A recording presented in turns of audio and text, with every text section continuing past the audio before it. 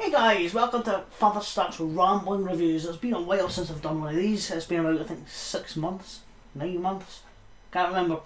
Anyway, this is a strange one I'm doing today. It's a film I showed on my last Blu-ray DVD update, and it is called Alien Autopsy. It is the Ant and Dec movie. Now, anybody from America won't know who Ant and Dec are, but here in the UK they are very well known. I asked a few American friends if they could name someone, an entertainer who is well known in America as these two are here. This is an entertainer who everyone knows regardless of age, regardless of like gender or things like that. And a couple of people replied with the same answer: Alex Trebek. So if that brings to me, I've never heard of this guy. Apparently he was like a presenter of a quiz show. I think it was Jeopardy, which I've heard of Jeopardy, just never heard of the guy.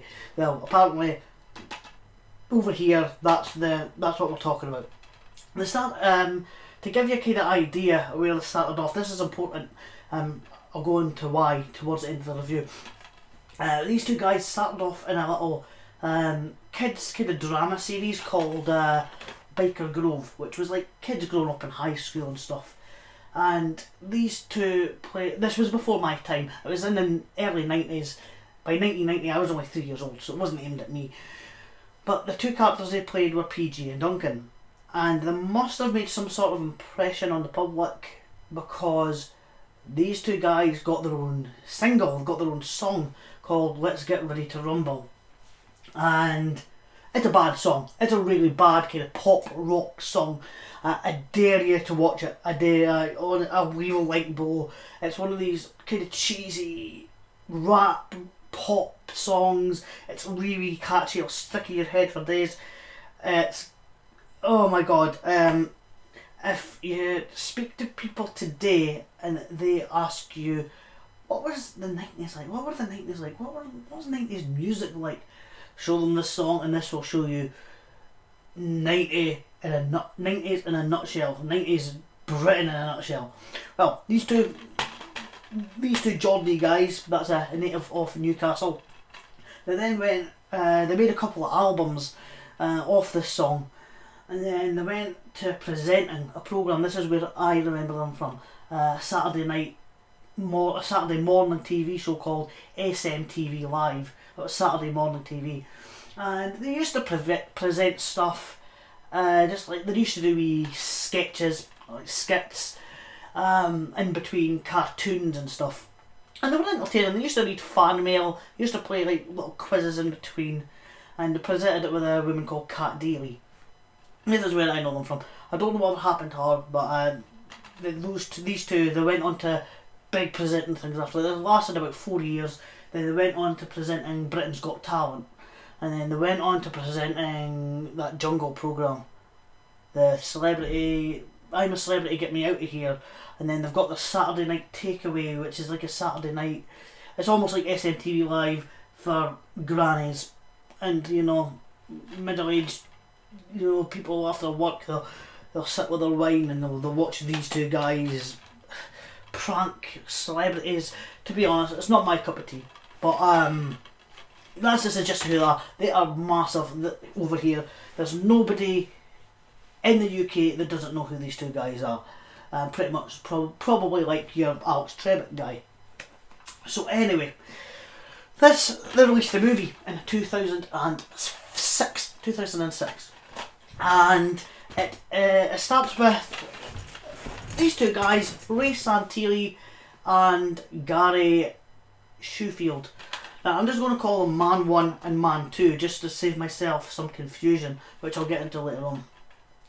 And it pretty much centres around Bill Pullman, who is a documentary filmmaker, and he's interviewed these two lads, these two Geordie guys, who in the 90s, the man number 2 is he's like a dodgy dealer.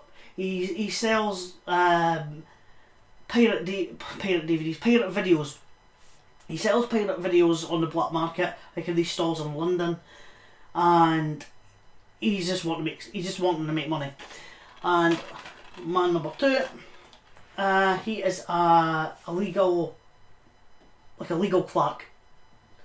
So man number 2 gets the idea of finding Elvis footage in America. So they head to America and they find an old like army vet who used to film stuff in the army during like Vietnam and stuff, and he offers them some Elvis footage, but this Elvis footage is in black and white and has no audio.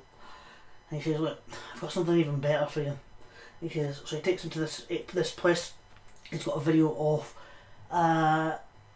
like Area 51 footage of an alien being cut up, of an alien autopsy.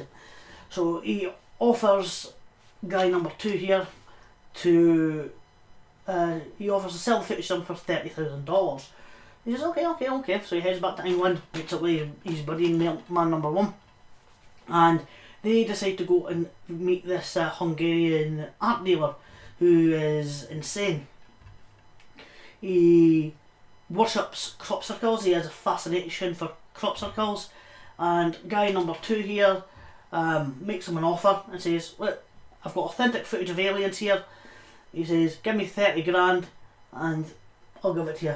So he says, look, he points his gun at his head and says, look, if you're messing with me, he says, then this bullet's going to go in your head. He says, I'm not messing with you. He says, this is real. This is very real. He says, give me the 30 grand, I'll buy it for you. He says, cheers. So he gives him the money and they get the footage. Upon receiving the footage back to England, they find that it is degraded beyond imagination. The moisture and the heat has degraded this nitrate film beyond recognition. So they take it to this film lab where one of their friends works, and he decides, he says there's probably nothing they're going to be able to do with it, but he'll try his best. So knowing that they've paid this money for this film and they've got to send it to this madman, this art dealer, they decide to fake their own footage. They have a friend who used to be a cameraman. He works at a kebab shop. They know a butcher who can get them various entrails and brains and stuff. And guy number 2 here, who's making the bootleg videos, his gran, who he lives with, is dating a man who specialises in mannequins, and he offers to make them an alien mannequin. So they head to guy number 1's sister's house while she is away on holiday to Ibiza, and they try to stage this autopsy from the footage that guy number 2 here has seen. Because at this stage he's not actually seen the footage, he's just been told second hand from guy number 2, his buddy number 2. And this leads to probably the best scene and worst scene in the film, and I'll explain why later on as I go to my final thoughts. So the fake the footage, the carve up the mannequin, the fake alien, and the film their footage in a black and white grainy manner, like one of these wind up cameras, to make it as authentic as he remembers it to be. So they think what they got is great, and the guy they show it to the art dealer, who is blown away. He says he can't believe it. He says he's absolutely astounded by it. So guy number 2 here, trying to make money, decides to go and capitalise on this and show it at film viewings and stuff like that. So as they are making money out of it, the Hungarian art dealer grows suspicious and says, look, he says, if you're making money off this, I want my cut. I want 80% of the profits on this. So worried, they are trying to think what we're going to do.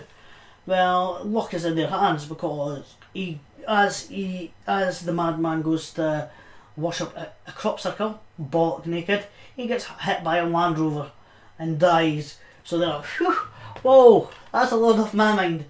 So they go to South America and they decide to go on all sorts of chat shows and like Brazil and that, and promoting their new movies. Look, we have this footage, and guy number one here says, look, stick to your story. He says, otherwise, he says, none of this will make sense. So they're on various chat shows promoting their film and that. The original video guy, the guy that sold them the original footage, played by Dean Stanton, I might add, he catches on to this. He says, whoa, what are these guys playing at? And he doesn't want anything. They're wanting him to be interviewed with it. He says no, he doesn't want anything to do with it. Guy number two gets he's in first class in all the plane flights in South America, and he meets this woman who turns out to be a journalist and trying to expose them because there are people that are thinking that it's fake. So Dean Stanton, he's pretty pissed off. The reporter tries to get the story from him. So since they can't get the story from him, they decide to see a homeless man who used to be an actor. They shave his beard off and that, and they get him to look like, and thankfully he used to be an actor before hitting the drink. So he puts on this really good performance, and he it comes across as really genuine. This footage becomes so well known, it gets put on a programme called Fact or Fiction, Alien Autopsy. I can't remember the name of the presenter. Jonathan Frakes, I think is his name. Hopefully, otherwise I'm maybe going to have to edit this. I think this is a real guy. As far as I know, it's a real documentary. I checked it, it's on YouTube. I've not watched it yet. I will put, if it's on YouTube, I'll put the link in the description. So this documentary with Jonathan Frakes, this goes what would nowadays be called viral. This becomes huge. Apparently, it says in the captions towards the end that 1.4 or 1.2 billion people across the world saw this programme. Well, towards the end, the guys themselves that these are based on, this is based on a true story. I just want to say, it's based on a true story, as you can see, based on true events. The guys themselves, they actually say, well, this is faked. We've faked the whole thing. There are apparently splices of the actual footage within their faked video, but they don't say which frames it is. And then they get the film back, the original film, from the film lab. They view it. We don't really see it. We just see a little white and stuff, and then they decide never to talk about it again, and they bury it. Right. So that's the movie. I want to talk about the pros and I want to talk about the cons of this film. Now, the pros. The story is excellent. I absolutely love the story of this. I got this movie for 50p off eBay. I started out in deck. I thought this is going to be trash. This is going to be a fucking debacle. My expectations were down here, really, really low. Two, Saturday night TV presenters made a film. I thought this is going to be awful. It's directed by a guy called Johnny Campbell, who done episodes of Shameless, which is a UK TV show with James McAvoy. It's a big one for James McAvoy, and I think his wife at the time, Anne-Marie Duff, I think her name was. I'm going to have to look that up. And he done episodes of that, and he done Peter Kay's Phoenix Night. I was never a big Peter Kay fan, especially on Phoenix Night. So, he's kind of a sitcom kind of director, and he made this, right? So, the story of this is brilliant. A couple of guys, they find this footage, almost lose the footage, so they decide to make their own and capitalise on it. Absolutely brilliant idea, to the point where, billions of people saw it. I thought it's excellent. Really good story. fantastic idea for the film. The cons. Ant and Dec. They're not the best of actors.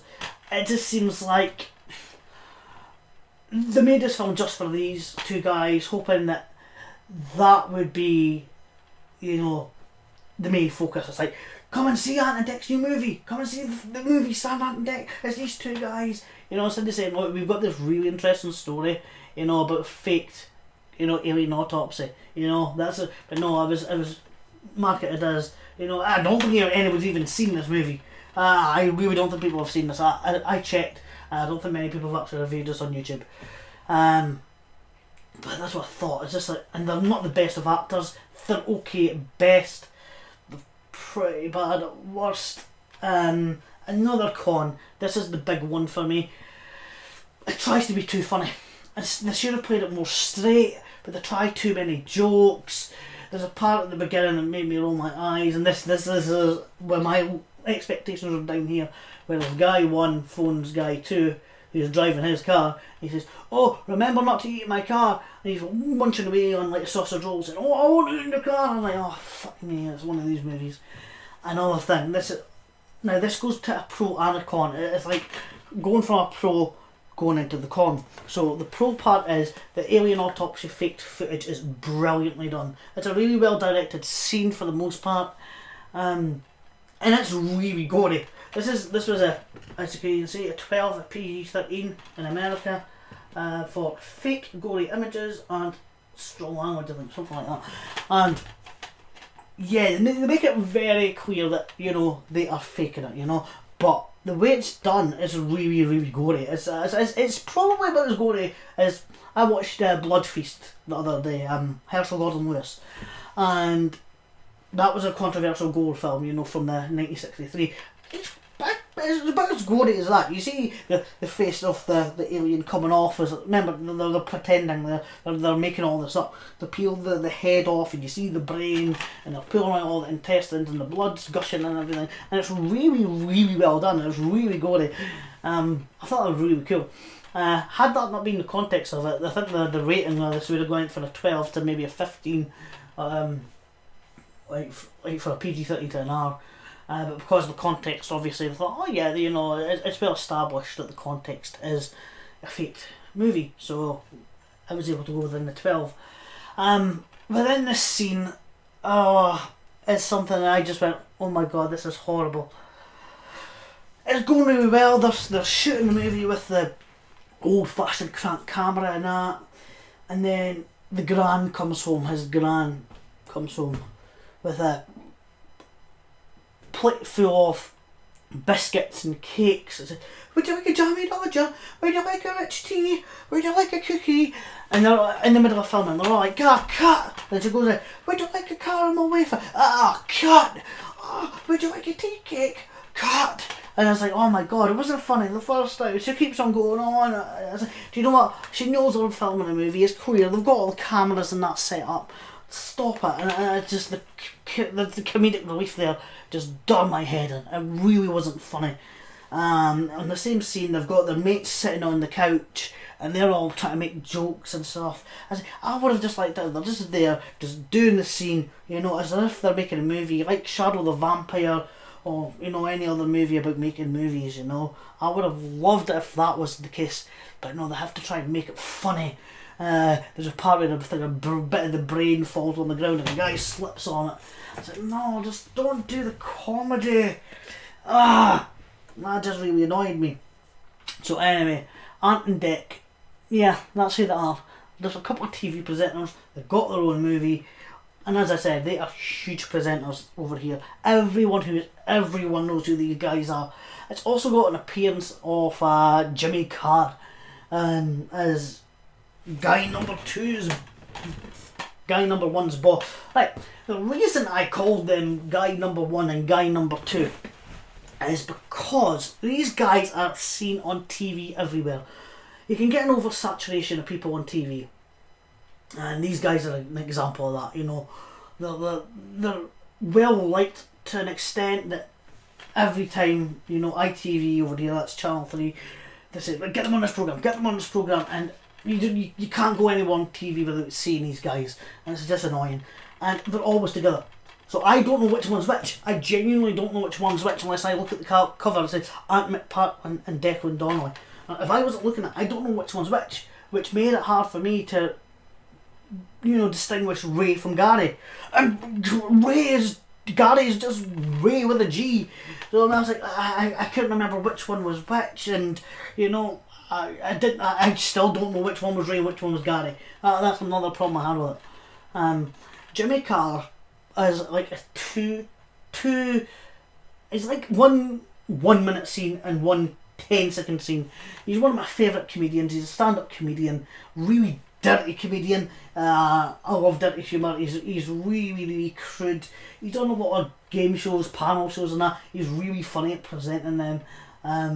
He's always on like late night panel shows because he's quite near the knuckle.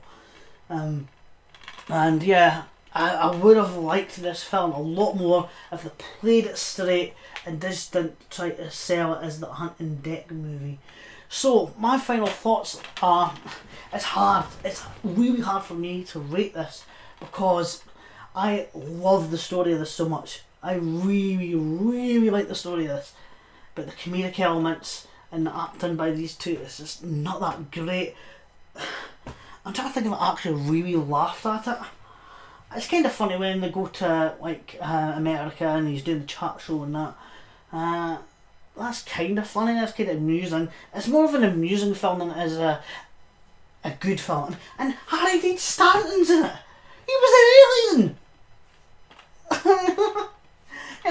He was in Straight Time, and it's like he's been in hundreds of films, and he's billed 1, 2, 3. He's billed 4th after Ant and Dec. You've got Ant and Dec, Bill Pullman, who's not in it that long. You just see the footage cut into him as he's interviewing them, and Harry Dean Stanton. I was like, my God, how did Harry Dean Stanton get? This was probably his last movie. He died at 91, probably like a year after. But Harry Dean Stanton's one of these guys. He looked. He's one of these guys. You watch him in movies and you can't guess his age. You watch him in Alien and say, he could be about 60. You watch him in this, 50 years later, he could be about 60. But then again, you can see him in Alien and go, he's about 90. You can watch him in this, he's about 90. You can't put an age on the guy. Always looks like really wrinkly and old, but in a kind of, I can't tell his age kind of way. So, yeah, I'm going to rate this. It's hard. How do I rate this? I'm going to give it a 5.5 out of 10. My expectations were going to be like, this is going to be like 1 out of 10. I thought this is going to be awful.